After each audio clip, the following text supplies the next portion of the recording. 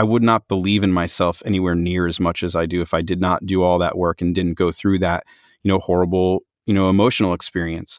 And that just has paid off in, believing more in myself. Like I had imposter syndrome. I never put myself, so many people don't know that I created the rate guide because I never felt comfortable talking about it. I felt like I was putting it out there for every, hey, look at me, look what I did. And so I didn't feel like I had the right to coach people. Who am I? I had this big imposter syndrome. So getting through all that, in the past 2 years, things have just transformed dramatically. And that just goes to show like these things can happen in life.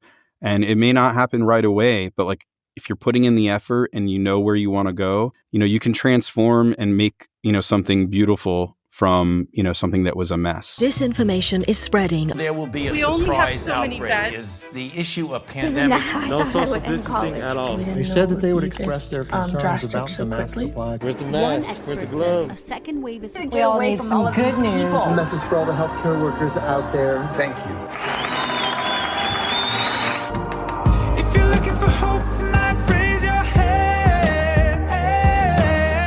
If you feel alone and don't understand, if you're fighting the fight of your life, then stand.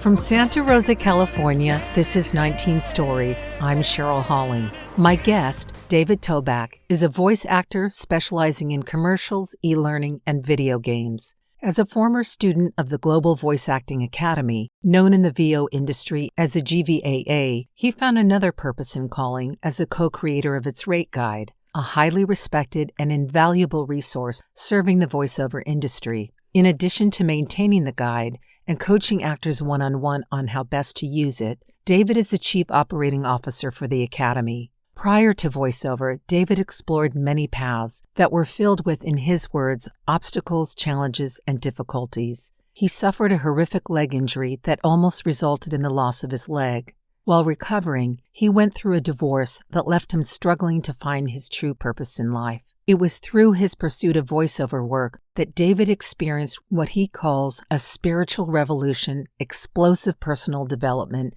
and professional growth. I'd like to welcome David Toback to 19 Stories.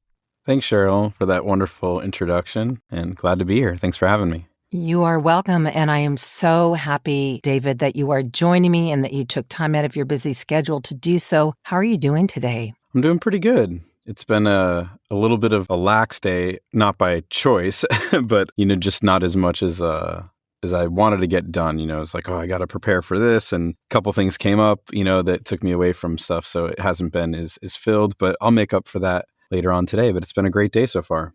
Days are like that, right? I mean, what's normal these days? I mean, we make our plans and then kind of life takes on a life of its own. And given you reside in my former hometown of Los Angeles, and I just read that the 7-day average as of yesterday for new COVID cases in Los Angeles County is over 37,000. Can you tell me what the pulse is like with just going about one's daily life and business?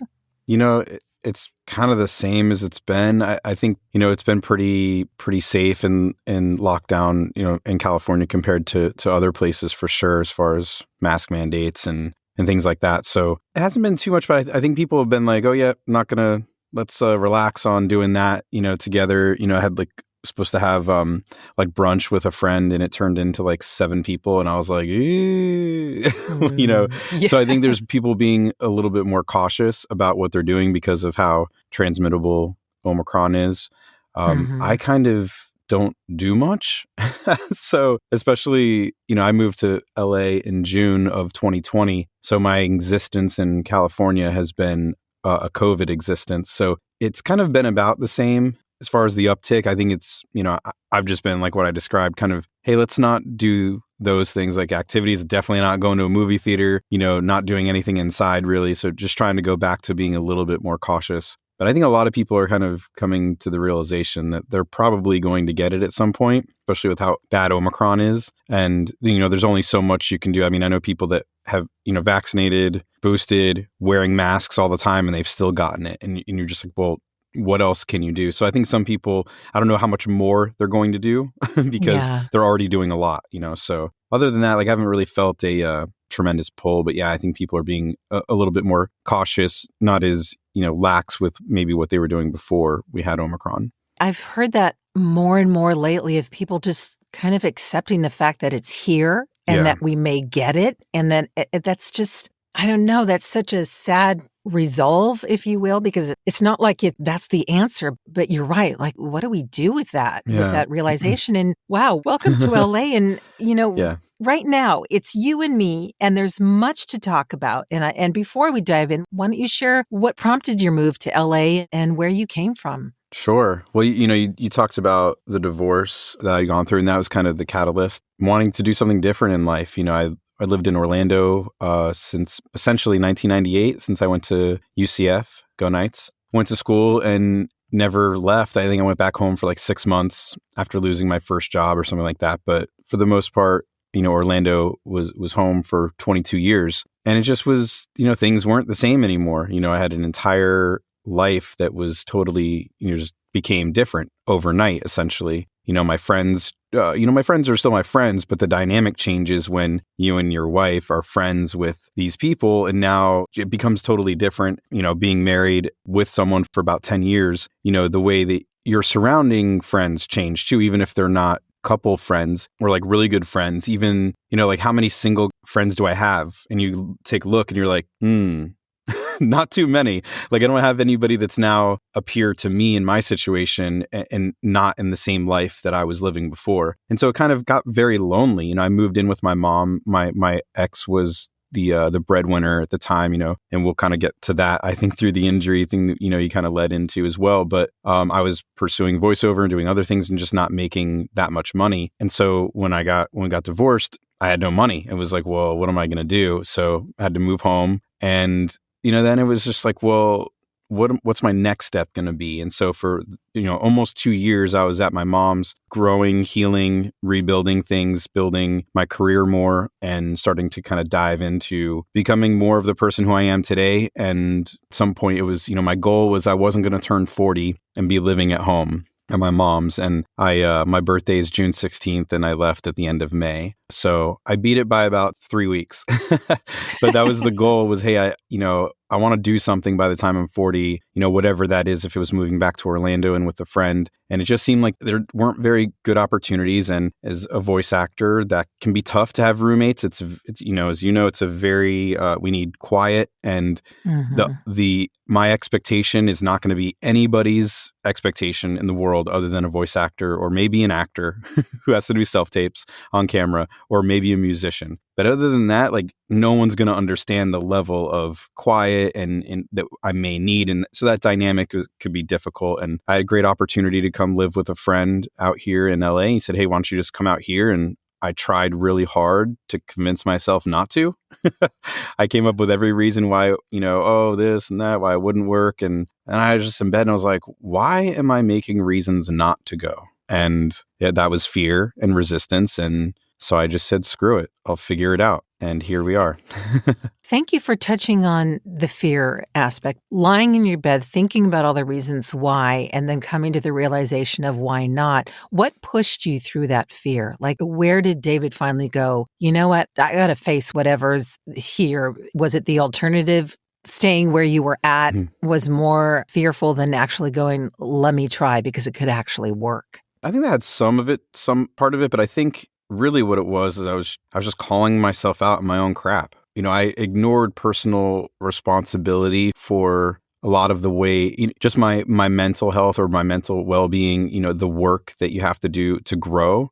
I just didn't do any of that. And so as I started doing that, I started being more aware of why I was doing things or what I was saying, maybe, that's going to be tough. And like, well, what if I have to move? And I'm like, oh, these are what ifs. What ifs don't exist because it's a manifestation. It's usually projection of fear. And so a lot of it was just having started to really dig in and do the work. And then I was applying that to my life and I was catching myself in these instances of, obviously it was something that was scary. And we're talking about, not having money. And I wasn't paying rent at mom's. And now all of a sudden I'm going to have to come out to California and pay rent. Granted, my friend was very generous with me and definitely has helped me out in that aspect where it's not like the crushing LA, rents that we think of, coming and moving out on your own is much different than moving in with a roommate. But so it's fortunate. It was like, there's no better time than now. Like I have an opportunity to go move in with someone. Why am I saying no? Like I started asking myself the questions, like, why are you saying no to this? And then the only answer was because it's difficult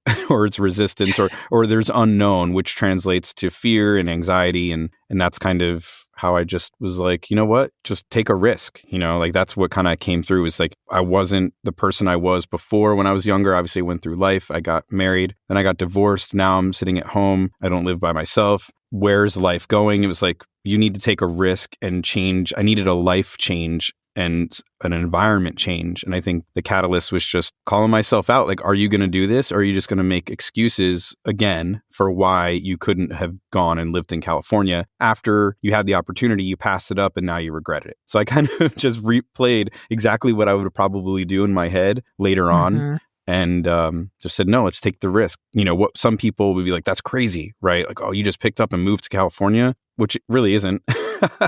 It's actually quite sane, I think. But society and friends, it's always, oh, you can't do that. It's so expensive. Oh, you'll never do that. How many times people said, oh, you'll never make it in voiceover or those types of things, right? So I think it's just proving the doubt wrong, no matter where that's coming from, me or externally. Yeah. And of course, those are people projecting their fear on you as to why they wouldn't do something. And then, and we listen.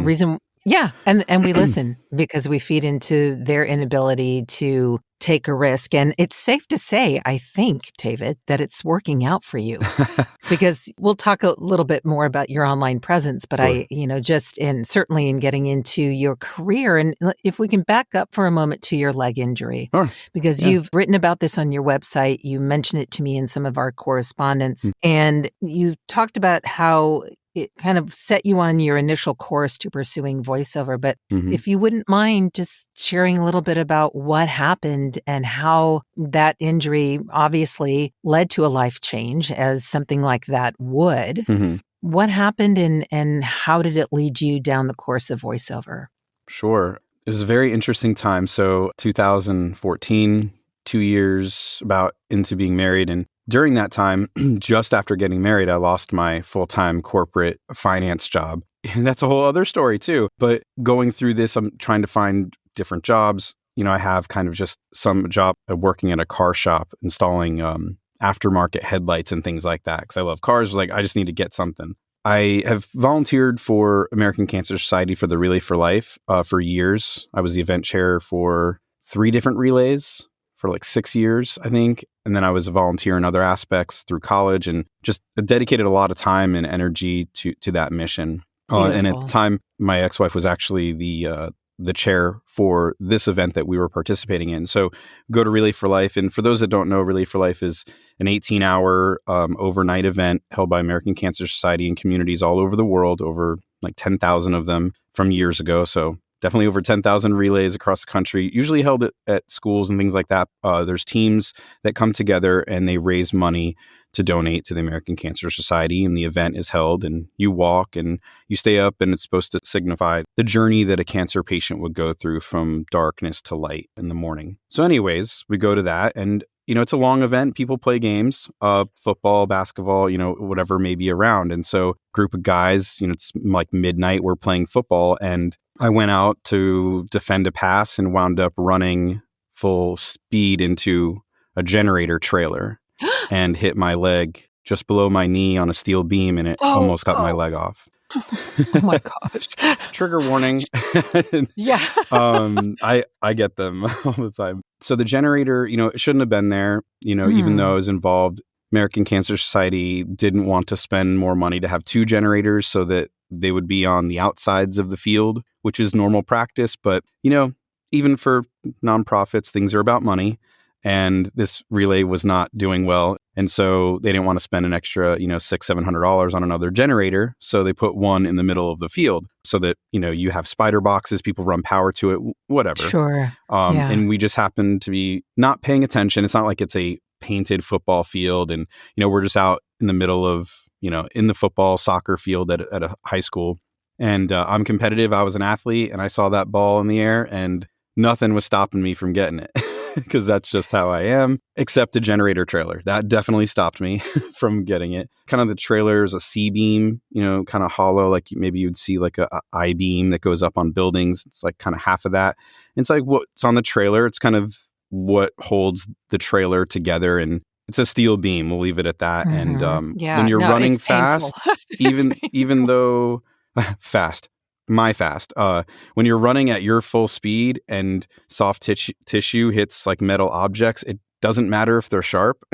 Your body breaks away. And that's what happened. So it was a laceration, but it, went down to the bone. It severed my patellar tendon and, went straight through. And basically it was like if you took an axe to someone's leg. That's pretty much what it was. So you could see inside my leg, all the bones, everything. It was pretty horrific. Not pretty. Basically, when I hit it, I knew something was wrong, but like I didn't know. And I just reached down to grab my leg and like my knee wasn't there. And I just fell on the ground. And what had happened is obviously the patellar tendon holds your kneecap in place and allows you, that's how we move our legs is through our patellar tendon. So that got cut straight in half. So the kneecap, flies up into your thigh. Don't think it's like up by the hip, but like, it's not where it should be because it's attached to a tendon and now there's no tension on that. So kneecap, was not where it should have been. And I just, my leg was just folded completely down because I had no control over my lower leg anymore. So I fell back on the ground. And so my leg was completely bent as far as it could. So if you just imagine running into a steel beam, having a massive laceration, and then your leg folding completely, essentially, as far as you would want it to be if the knee was completely bent like that. I'm just making sure that I know it's not so graphic, right? I think everyone gets a hold of it. Just one thing I'll say is to where maybe I was in this, as far as being someone who, was working just whatever job, had lost my job, couldn't get back to full employment. And I think this definitely has a big part of my story. Is the first thing I said when my wife at the time got there was, we can't afford this. And I think back at that and it makes me really upset because I could have lost my leg that night, and then I was just like, that can't happen. And I was really struggling, I look back, I was really struggling because I was someone who was a previous athlete. I ran, I played sports, and I felt like my identity was taken away. I felt like I might be, someone that has a disability for the rest of my life. Am I going to be able to pick up my kids? I was thinking I was going to have kids at the time. So I was like, am I going to be able to pick up my kids and play with my kids and run? Am I going to be able to coach baseball? Like all these things that I had envisioned that my life would be like were now in serious jeopardy. As someone who's persistent and takes challenges head on, I never gave up in anything, really. I'm sure I did, but my personality is like I'm going down with the ship, and so I just said, game on. I'm going to prove you guys wrong, and I just worked harder than I've ever worked at anything in my life. No one would ever know, and I can like run normally again. It hurts, but like I can run now. I can squat. I can jump. So I made it, but it taught me so much. People say, well, would you go back and avoid the injury? And I say no. It sounds ridiculous, but for sure would not be where I am today. Absolutely would not be sitting here talking to you right now if that hadn't happened to me.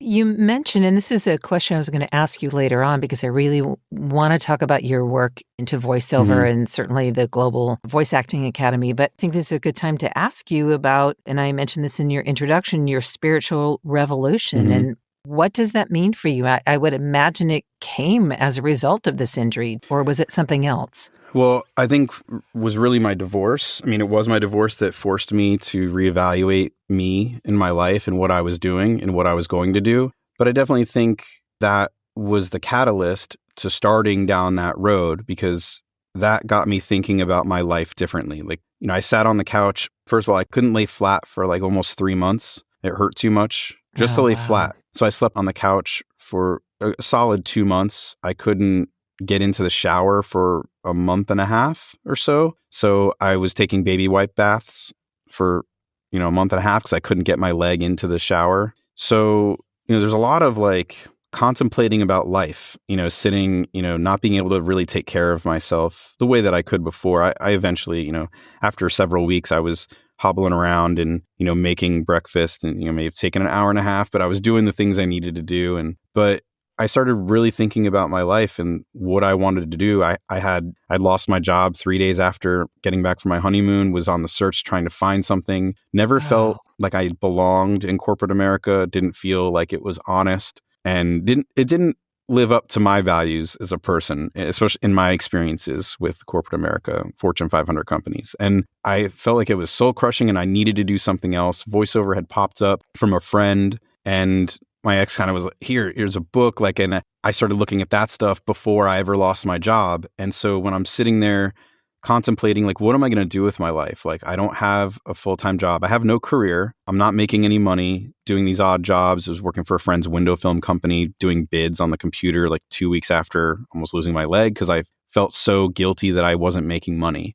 And so I'm doing these things what am I going to do? And I was like, well, let me go back into maybe go to radiography school. My whole family's in medicine and teachers, and I had gone back to school to go to med school. And I was like, let me see about maybe getting back into this. It's not in business and it'll really capture my attention. And I was like, well, if I'm going to spend money on some school, why don't I do something I really want to do, like voiceover, and pursue it? That was my catalyst to get to voiceover, which I know you're asking, and we can get into that. But that whole trajectory started me down the path that I am now, which led to me getting divorced, which led to me to doing the work, to having this spiritual, revelation and going on this spiritual journey, finding about myself, the personal development, all those things that I needed to do to become the best version of myself. And so that stuff happened. The end stage causation from that knee injury for sure. And it changed the way I thought about life. It changed me as a person. And I think it led to, everything we're talking about today. Well, and those, I think, are the mixed blessings that come our way, depending on how we look at it. Now, if you lost your leg, maybe it would be a completely different conversation that we're having. Mm-hmm. But when something like that, catastrophic, how can it not serve as a, quote, wake-up call, mm-hmm. so to speak? And given it was kind of a spiritual revolution or revelation for you, do you have a particular faith that you rely on? No. My mom converted after I was born to Judaism. My dad's Jewish. I grew up in a Jewish house, but I never got bar mitzvahed, so I never really latched on to religion as a thing really in the house. And I was atheist for a while, and after the divorce and going through this stuff, I really became spiritual. If you want to say universe, energy. I think there's a lot of similarities that everyone can agree on within being spiritual and energy, universe, God, Jesus, Allah. Whoever, there's a lot of similarities there. And so I've come to appreciate that a lot more than I did before.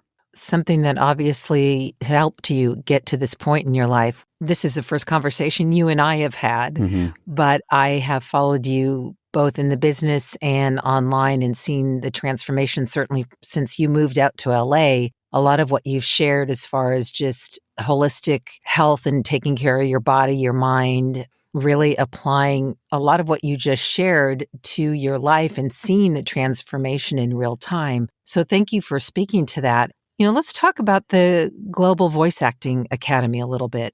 Yeah, sure. I know that prior to joining the GVAA as the Chief Operating Officer, you were a student and had the good fortune to be mentored by its former owner and founder, the incredibly talented Christina Milizia. And I'm wondering if this is where your initial training in voiceover began. Not the initial, it should have, but here's another success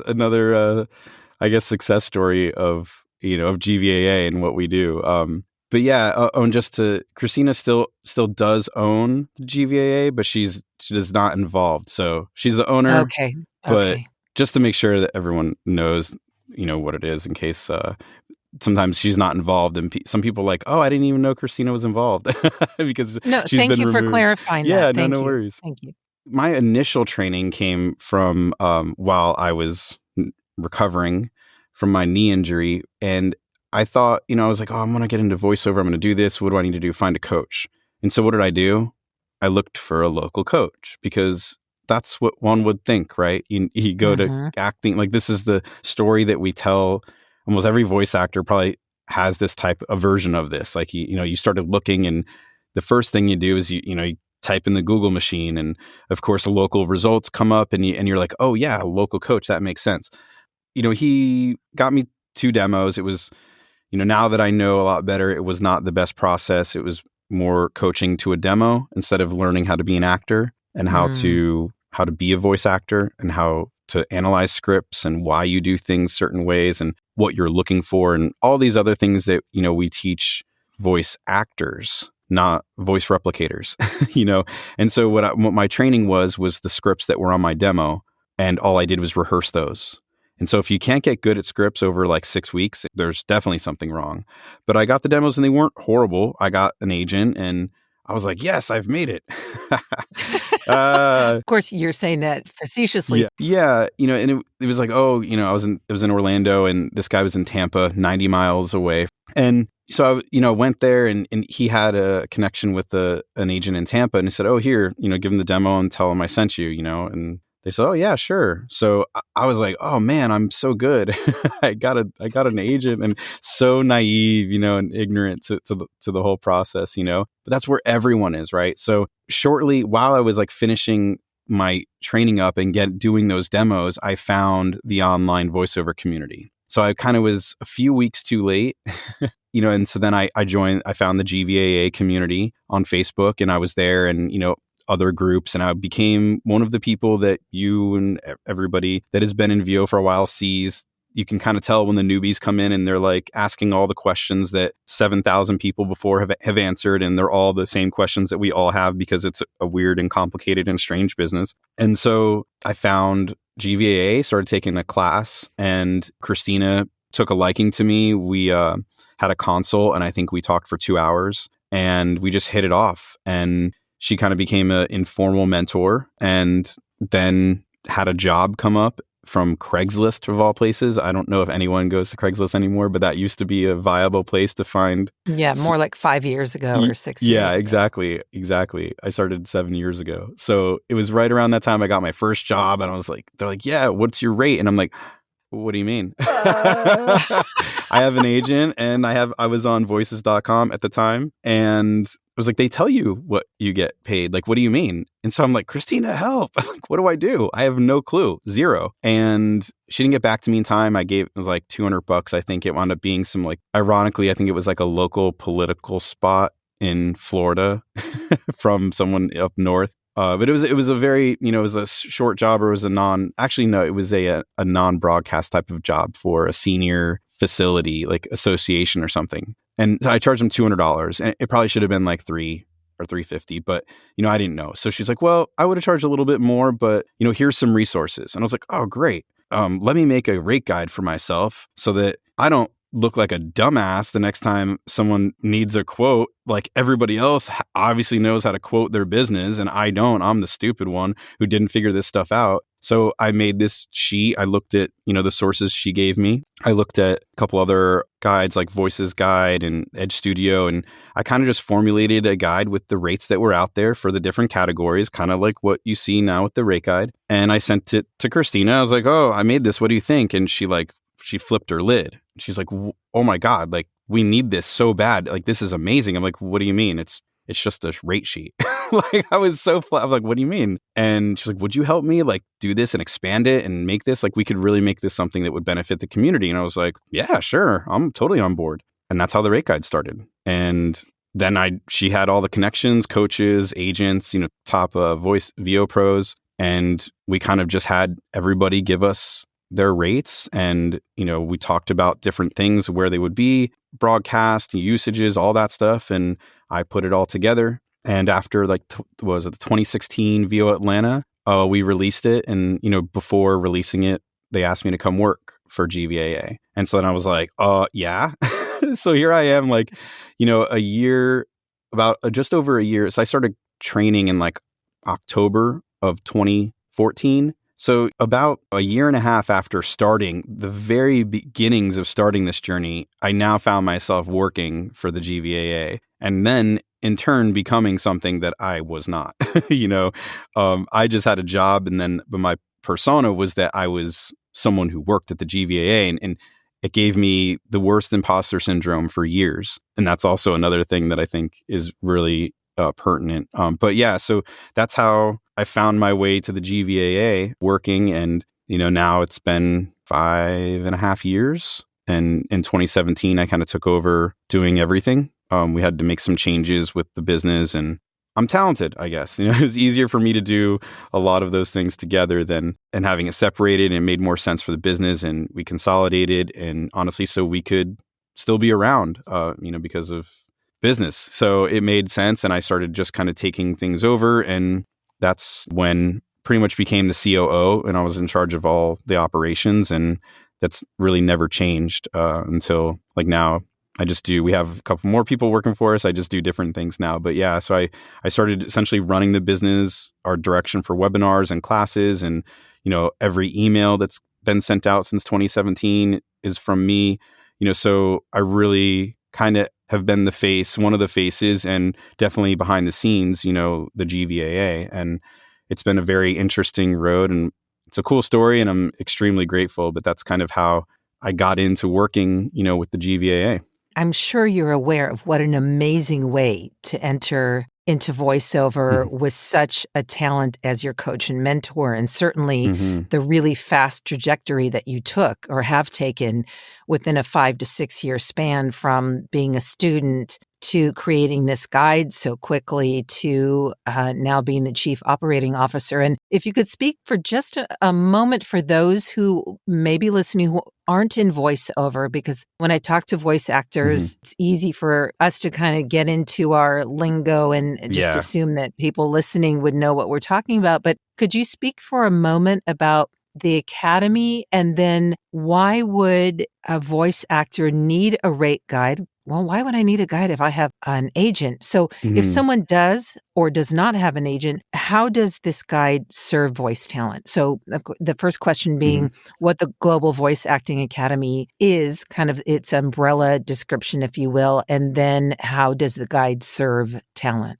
Yeah, sure. The Global Voice Acting Academy, or GVAA for short, and it looks nice too, is a voice.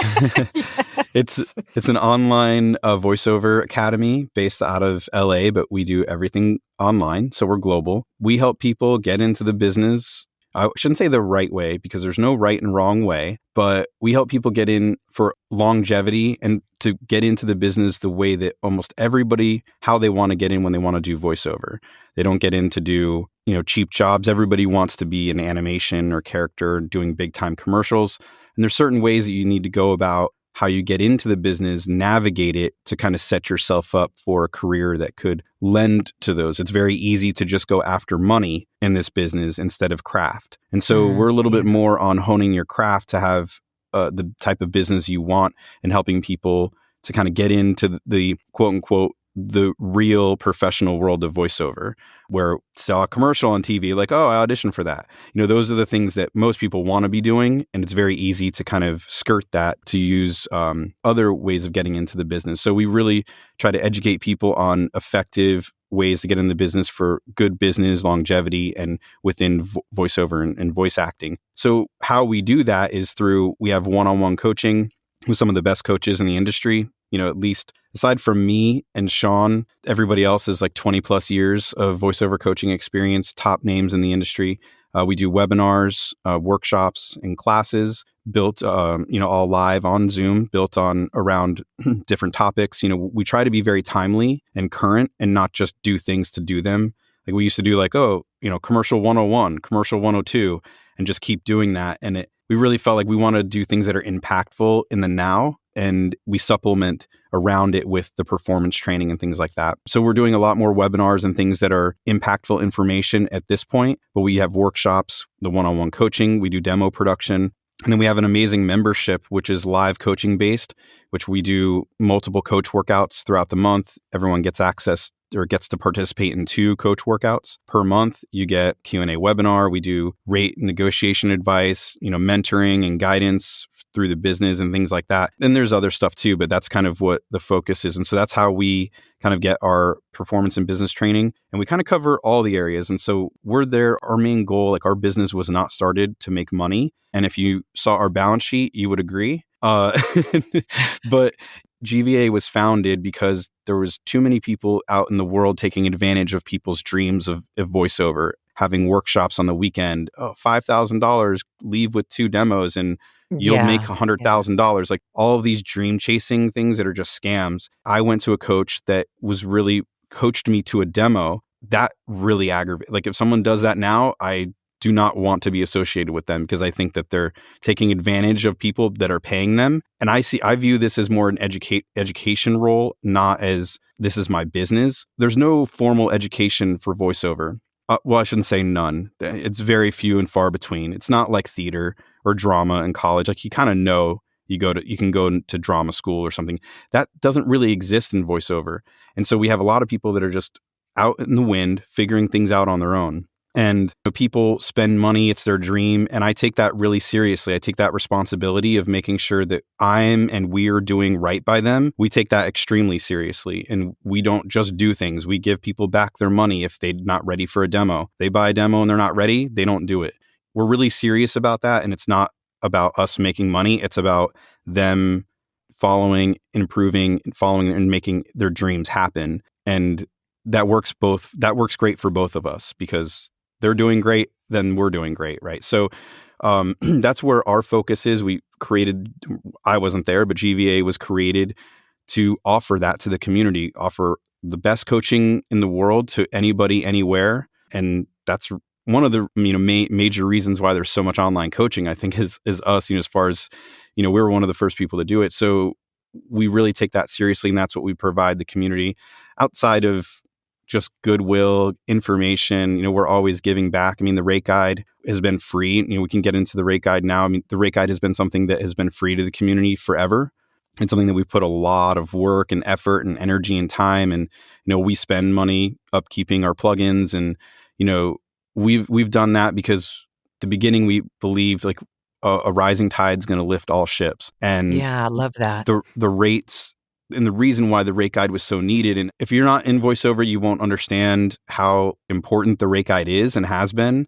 And I feel a little weird saying that. So, because I'll say it. It really is the Bible. It's kind of like the Bible of rate guides. Yeah. I just wanted you to speak to it for someone who wouldn't understand, Right. because you did mention, like, if you have an agent, Sure. why would you need one? It's a good segue because this was so needed, because if you're a plumber, you know what your rates are.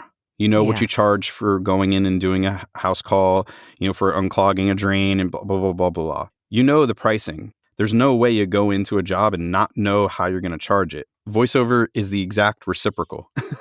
And it has been until the rate guide. Nobody knew what to charge for what, because that's what agents did. And so this goes back to the way that the VoiceOver has changed so much. 10, 15 years ago, you only worked from an agent. There wasn't even an opportunity to get job elsewhere, really, either through an agent or if you somehow got a connection with production or something.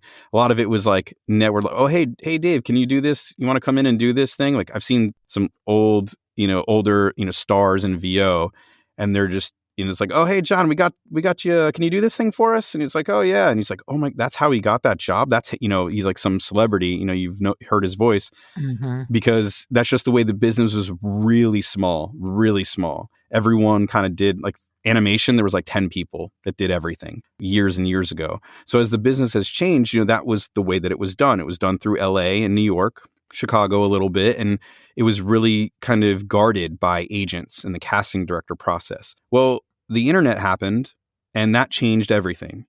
Now, all of a sudden, people could go in and say, hey, I need a job, and they could go find somebody. It opened the doors on both sides where talent could say, hey, I'm going to try to connect with these, production companies. And we had online marketplaces for voiceover jobs pop up where we call them pay to play or online casting. And the snowball has just continued to roll. And so this whole time, nobody ever needed to know their business. That was their agent's job. So now we are our own Sometimes they make money on the mic. We're our own agents now. So we have to understand the business like our agent does. Otherwise, we're going to get taken advantage of. And that's no short order. I mean, there's a reason why agents are agents and they make their money and they do what they do. They take care of all these things. They know what you should and shouldn't get paid, and talent just haven't done that. So there's this massive knowledge vacuum of your own rates. And when we're talking about the past, that was all SAG-AFTRA, so the union. And it's been called a couple of things because they merged at some point. But, the film and TV union is the voiceover union as well. And everything was just done on those contracts because everything was SAG forever. And then the internet ushered in this non-union era where I can say, hey, I created this video. I want a voiceover. I'm going to go put it up on this site. And you may never have casted a voiceover in your life. And you can go out and get a voiceover for your job now. That would be nearly impossible, 15, 20 years ago.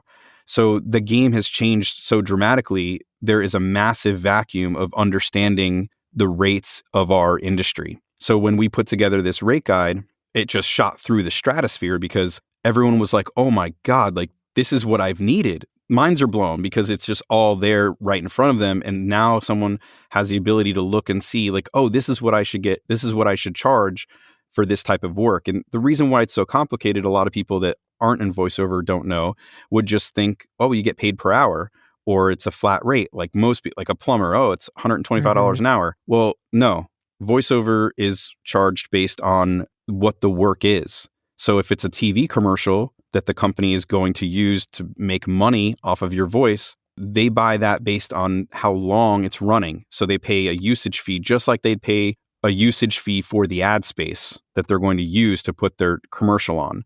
So the voice actor is paid a session fee for doing the work and then a usage fee for the company to use that voice to make money on for that time period.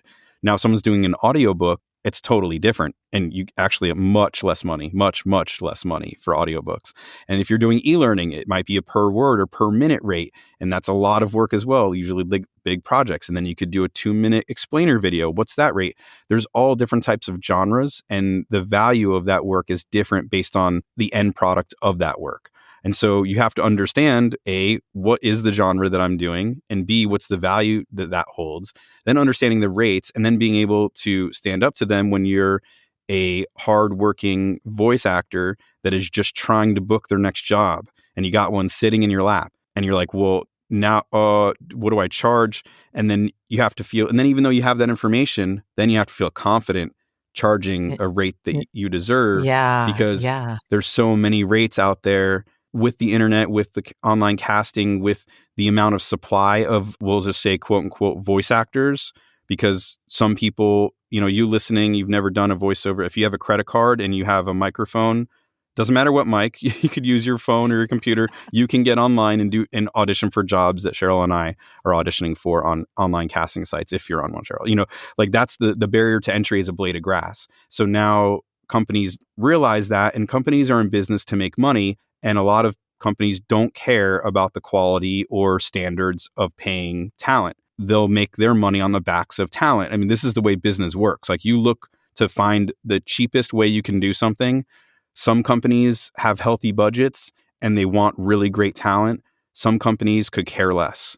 And that's what we have to fight. And that's a whole other story. But that's why why we're acting as our own agents. Why, even though I have like 5-6 agents, I still have to know this stuff because I don't book much of my work through agents. Most people don't book a majority of their work through the agents. It's mostly their own marketing, their own, previous clients and, online casting. So we really have to be entrepreneurs. I tell this a lot of times, like we are business owner entrepreneurs as voice actors. On camera, you don't have to do any of this stuff. None of this stuff. You're not marketing to end clients. You're not knowing your rates. Like you just go and do it. It's kind of a much different scenario. So voice actors have a very unique job where we have to be our own agents and our own directors. We're completing our finished work as well. Like we're doing work and finishing it and editing it and sending it off to then be put into commercials or into products. If you're on camera, you don't do any of that. You're just talent, right? So I'm just highlighting that difference where you just go in and you do the work. You're not filming it and editing it. Voice actors do all that work. So we are full-fledged businesses, and not knowing how to quote for your business is really dangerous, right? And so that's why the rate guide was so needed. Some people have said it's saved non-union voiceover. It's changed the industry for sure. Agents use it to quote their jobs. Casting directors use it. I did a coaching session with a casting director and was like, oh yeah, I work for GVAA. I told them I created the rate guide. They're like, you did? Oh, we definitely look at the rate guide for rates, like almost like, oh no, we don't want to get in trouble because the rates are kind of bad coming from certain casting directors. Yeah, it's definitely changed the way that the non-union voiceover industry does business. And I'm really proud of it. It's probably the most proud thing I'll ever do, aside maybe from having children or really helping people in another way. It's helped so many people to understand their value, command their value. Voice actors have a very bad habit, and I should say artists have a bad habit of not knowing their value. And we're like, we do a lot of things out of scarcity. Oh, well, what if they don't want to work with me? And will I ever get another job? And part of that is because it's so dang hard to get jobs. To get a job in the first place. Yeah, to get one, then to get two, and to keep it rolling and to continue getting jobs. It's why we have so many mental health issues in voiceovers, because we're all on this train of constant rejection and not knowing where your next meal is coming from. No, I mean, it can be that way. Like, you don't know where your next job is coming from half the time. And sometimes it's feast or famine. So being able to have control, understand your value and know why you are worth what you're worth. Yeah. That has been huge for me. And I know for hundreds, thousands of people, in voiceover. And, the whole goal is just know what you're worth, then make the business decision. I really appreciate you speaking so thoroughly about that, because I'm sure I just got this yesterday. I got an email. A friend of mine is thinking of getting into voiceover. What can you recommend? Part of it is, I don't think we can ever fault people for not knowing what they don't know. Right. I mean, really, how do you know unless you do the research? Yeah, unless you ask someone who knows? You don't know. Mm-hmm. So I'm curious, David, if someone said, look, I have a rate guide, or I've been following your rate guide for a while, but I'm still really green or not real comfortable in negotiating. Does your one-on-one coaching cover that? Does someone come to you and say, I really want to have a session with you? Do they do role playing with you so that you could help them through the process of negotiating and using your rate guide to its full effect? Yeah, I mean, I do pretty much every week. I'm doing one or two sessions for rates. And a lot of times it's when people have a job that they're like, oh, what do I do? I wanted to get to more where I've had a couple where they're like, yeah, I just want to learn about this. And I heard you on a podcast and thought that was a great idea. I want it to be a little bit more where it's like, no, I need to learn about rates. So I'm going to go do this. Like you were saying, like you don't know, and then you seek it out. A lot of people, it winds up being, hey, I have a question on this job. Someone's asking me, like AI is coming up a bunch now. I've done several on these AI jobs that are floating out there. Some are absolutely atrocious and some are could be okay. And, there's a smattering in between, and so some people, they don't know. And to be honest, I'm figuring it out, but I have the knowledge to know how to navigate it. And people are just like, I have no idea what to do with this. So yeah, there's people that I do that. Basically, my rate sessions, it's whatever needs to happen. And you mentioned how the rate guide is your crowning glory. And I love that, because one of my questions was, if you had to pick one of your greatest achievements, professionally or otherwise, what would it be? And I'm guessing it, definitely is the rate guide. So I'm curious, what makes you hopeful, David? In general? Yeah. I mean, it could be peanut butter. I'm so hopeful for that crunchy. No, I've transitioned to almond butter, but I still love the peanut butter. I guess what makes me hopeful is that there's just always opportunity, and it's what we create. And I know this, and I struggle with it, is I know how much opportunity and how much it's just there for the taking. And that's anything in life. There's just opportunity to get better, to be better, to love more. And it's a matter of us recognizing it and doing the work for it to happen. Every day is a new day.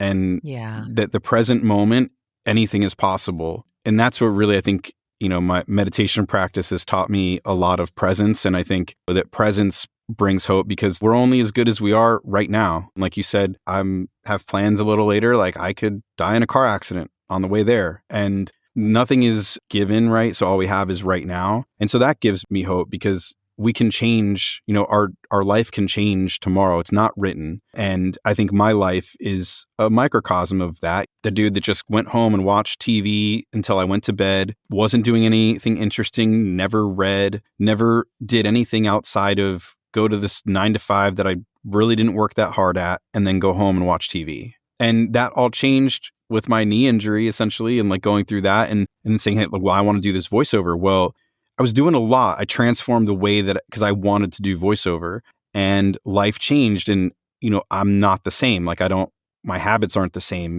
There's a lot, health and fitness. There's a lot of things that changed, but all of that was because I was looking towards the future, knowing that like right now, is everything that we have, and tomorrow is a new day to do our best. And one of my mantras is I work every day to be the better version of myself than the day before. And so that gives me hope. We can do whatever we want. We just have to put our mind to it and believe it. If there was a soundtrack to your life, what would be on it and why? That needed to be in the homework. No. You didn't get the memo? Oh man. Gosh. Maybe I missed that one. Soundtrack. Well, it would definitely have to have a Star Wars song in there, one of the theme songs. I'd probably have some Jimi Hendrix and the Doors. Ooh. And a little Credence. I started listening to that when I was in middle school. I was in a rock phase. I played guitar. I still play a little bit, but I had long hair. Don't have that anymore. Long or any of it. And then I kind of moved in from South Florida. I was very diverse area, so I definitely was exposed to hip hop culture at a very young age. And so a lot of hip hop, Snoop, Biggie, Tupac, Dr. Dre, all my high school pretty much. And then, in college, it's going to get really crazy in college. There's a lot of different stuff that was going on in college. But I definitely have dance music, like electronic music was a bit kind of a big phase through college and stuff like that. So there's a smattering of different types of music. And I think a lot of them flow with different areas of my life. Oh, gotta have Phil Collins. That's like early, that's like, my younger childhood in the 80s. Oh, and my favorite song is All Night Long, Lionel Richie. And apparently I loved it in the crib, and I'd ask my mom to play Lionel. as like a 2.5-year-old, Mommy, play Lionel, play Lionel. So that maybe that should be my first. Maybe that should be the first song on the soundtrack. Then, if he's listening, that's a first that I've had that answer, and especially for someone so young. But a very eclectic mix at that. And yeah. David, how can people get in touch with you for either voice work, coaching, all the things? All the things. Yeah, absolutely. I'm at David Toback, T as in Tom, O-B as in boy, A-C-K, on all the socials. I think TikTok has an underscore in there because somebody had my name, like doesn't even have a real good account. But yeah, you can find me pretty much with my name everywhere. There's not too many of us. So yeah, on all the socials, David Toback. Website's davidtoback.com. Email is voice@davidtoback.com if you want to shoot an email. And then I'm on the GVAA website, so globalvoiceacademy.com. I'll say it again because our name is Global Voice Acting Academy, but our site is globalvoiceacademy.com. That extra acting was probably just a little too long back then. And yeah, you can find me there, shoot an email there, and we can get in touch. There's ways to purchase one-on-one coaching from there, and that's where you can find me. I'm sure there's probably somewhere else. I'm on LinkedIn. Oh yeah, that's part of social media now, right? Yeah. Yes. So yeah, all the things, David Toback. Well, David Toback, Mr. Lionel Richie, #1 fan from the crib. I thank you for this time very, very much. And it's a pleasure to meet you and share this conversation. And I may even be tapping you to review my rate card and go, could you help me with this? But what a fantastic resource that you created, and just really interesting to hear your backstory and how this all came about, because it would be interesting to see where we'd be if this didn't evolve from your life experience. And that's why I tell these stories, so people can see how really amazing things happen out of times that seem to maybe bear no fruit or are really barren. And all of a sudden, all this creativity comes out, and there are ripple effects on other people's lives. I would not believe in myself anywhere near as much as I do if I did not do all that work and didn't go through that, horrible, emotional experience. And that just has paid off in believing more in myself. Like I had imposter syndrome. I never put myself, so many people don't know that I created the rate guide because I never felt comfortable talking about it. I felt like I was putting it out there for hey, look at me, look what I did. And so I didn't feel like I had the right to coach people.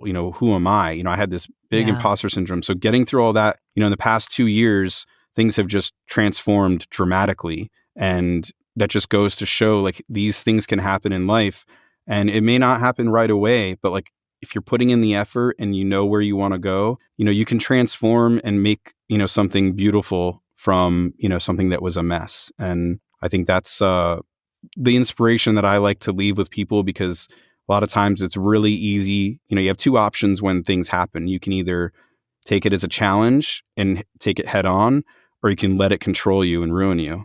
And it's really easy to do the latter, because that's the easy way out, unfortunately.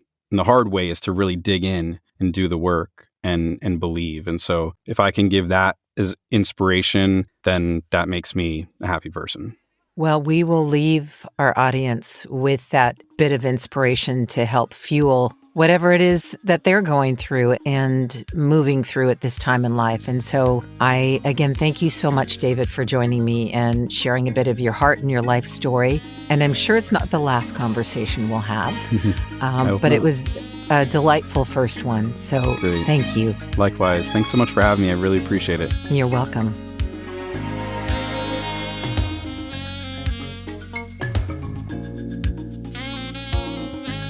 I'd also like to thank the following news outlets for the use of their clips in so aptly painting the picture of the fear that we're facing during this pandemic: BBC, PBS, Now This, UNESCO, and Some Good News. I especially want to thank Joel and Luke Smallbone, otherwise known as the Group for King and Country, for allowing me to use an excerpt of their song Together, which could not be a more hopeful and inspiring song for such a time as this. Finally, I'll leave you with the following from Proverbs 23:18. Surely there is a future, and your hope will not be cut off. Thank you again for joining me today. Feel free to offer feedback or a story idea at 19stories@soundsatchelstudios.com, via Instagram at Cheryl Halling VO. I look forward to sharing more stories on the next episode of 19 Stories from Fear to Hope.